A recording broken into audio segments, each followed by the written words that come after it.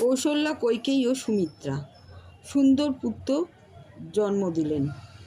অযোধ্যায় বিভিন্ন স্থানে দলে দলে নরনারী আনন্দ করতে লাগলো। তখনকার সেই সুন্দর সময়ের বর্ণনা দেবী সরস্বতীর পক্ষেও দেওয়া সম্ভব ছিল না। রজনী সূর্যকে দেখে থতমত খেয়ে গেল। ধূপ ধোঁয়ার গন্ধ, চারদিকে অন্ধকার হয়ে রয়েছে। সূর্যদেব অস্ত চলে রয়েছে আভা ছড়িয়ে। চারদিকে মণিমাণিক্য জ্বলজ্বল করছে, বিহঙ্গকুল কলতান করছে। এইসব দেখতে, কৌতুক প্রত্যক্ষ করতে সূর্যদেব তার গতি হারিয়ে ফেললেন, তা তিনি নিজেও জানতে পারলেন না। দিবাকাল 1 মাস হয়ে গেল, কিন্তু কেউ জানতে পারলেন না যে সূর্যদেব 1 মাস রয়ে গেছেন। সূর্যদেব রথসহ 1 মাস থেকে গেলেন। রাত্রি আর আসতে পারল না।